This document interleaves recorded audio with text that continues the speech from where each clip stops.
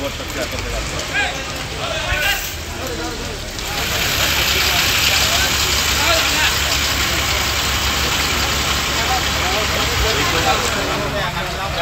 नहीं रे डायरेक्ट करना चाहिए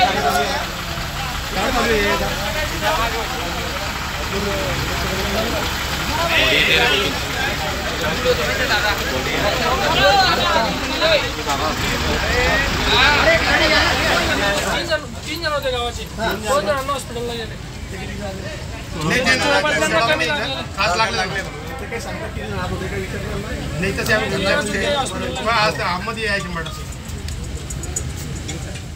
ये वाला लेते हैं। Inverter AC. आप गैम्बलर हो ना? गैम्बलर? जुआ खेलते हो ना? तुम जुआ खेलते हो? अरे नहीं, ये तो कुछ भी बोले जा रहे हैं। इतनी महंगी और नाजुक एसी खरीद कर स्टेबलाइजर नहीं लोगे तो ये जुआ नहीं हुआ तो क्या हुआ? सिर्फ एक फ्लक्चुएशन आपके इन्वर्टर एसी के पार्ट्स को डैमेज कर सकता है। उसे वी गार्ड से सुरक्षित रखिए। V guard, India's number 1 stabiliser. प्राथमिक माहिती काय होती? मौर्या केमिकल या फॅक्टरीला जळगावच्या MIDC मध्ये सकाळी जवळपास 9:15च्या सुमाराला या ठिकाणी एक मोठा स्फोट झाला आणि या कंपनीला या ठिकाणी आग लागली। जवळपास 17 लोकांना आतापर्यंत बाहेर काढण्यात आलेलं आहे। ते बऱ्याच अंशी जळालेले आहेत, काही ठिकाणी 70-80% झाले आहेत, काही 100% सुद्धा जळालेले आहेत, पण तो अजून याच्यावर कॅज्युअलिटी झाली नाही, म्हणजे कुठेही याच्यात मृत्यू पावलेला नाही। ही अतिशय जमेची बाजू आहे, पण अजूनही आग या ठिकाणी सुरू आहे। धूर खूप आहे आतमध्ये। फायर ब्रिगेडच्या सगळ्या गाड्या, सर्व अधिकारी, पोलीस प्रशासन, जिल्हाधिकारी, त्यांचं प्रशासन, महापालिका हे सगळे या ठिकाणी काम करत आहेत। अजूनही मध्ये शक्यता आहे की काही लोक मध्ये असतील, अजून अडकलेले असतील, पण आग इतक्या मोठ्या प्रमाणात आहे, धूर इतक्या मोठ्या प्रमाणात आतमध्ये, तर ते अजूनही काही सांगता येत नाही ते कशा परिस्थितीत आहेत, काय आहेत म्हणून। पण अतिशय युद्धपातळीवर या ठिकाणी आग विझवण्याचं काम सुरू झालेलं आहे। त्याचबरोबर जे आतमध्ये अडकलेले लोक आहेत त्यांनाही बाहेर काढण्यात येत आहे। नेमकी कंपनी कशाची होती, काय प्रॉडक्ट त्या ठिकाणी बनत होतं, काय माहिती? नाही, त्या बाबतीत मला एवढं माहीत नाही, पण मौर्या ग्लोबल म्हणून ही केमिकल फॅक्टरी या ठिकाणी आहे। काही परफ्यूम्स वगैरे कुठले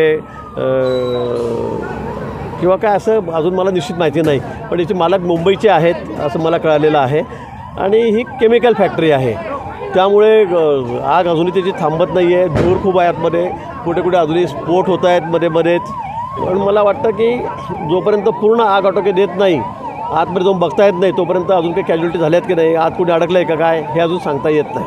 प्राथमिक माहिती अशी पण मिळते की 5 ते 6 जण कर्मचारी आतमध्ये अडकल्याचं समजतं आहे आणि आग मोठी असल्यामुळे ते त्याच्यात ओरपडले गेलेले आहे। नाही, मी ते सांगतो की आग अचानक इतक्या मोठ्या प्रमाणात ब्लास्ट झाला की सगळा आजूबाजूचा परिसर हादरला आणि आग सुरू झाली, त्यामुळे लोकांना बाहेरही पडता आलेलं नाही आहे। आता आत शिफ्ट चेंज झाली होती 9 वाजता, त्यामुळे किती लोक होते, किती लोक बाहेर गेले, किती लोक आत होते हे सांगणं कठीण आहे, पण तो अजूनही काही शक्यता आहे। 17 लोक बाहेर काढले गेलेत, ते बऱ्याच प्रमाणामध्ये जळालेले आहेत, पण अजूनही सांगता येत नाही आतमध्ये किती लोक आहेत, काय आहेत, कशा परिस्थितीमध्ये आहेत। गेले 3 तासापासून ही आग चालू आहे। आतमध्ये जे लोक अटकलेले जिवंत राहू शकतात का नाही, म्हणजे काही प्राथमिक नाही, आज काही साधता काही सांगता नाही, पण आता इतका 3 तासापासून ही आग विझवण्याचा प्रयत्न चाललेला आहे, इतका मोठा धूर आणि आग इथे आहे, त्यामुळे मला असं वाटत नाही की कोणी याच्या आतमध्ये अजून जिवंत असेल, पण परमेश्वराला आपण प्रार्थना करतो की बाबा पुढे नसू दे। 17 लोक आपण बाहेर काढलेले आहेत, एवढंच आपण करू शकतो। मदतीचं काही आव्हान निश्चित अजून इथे कुठली कॅज्युअलिटी झालेली नाही।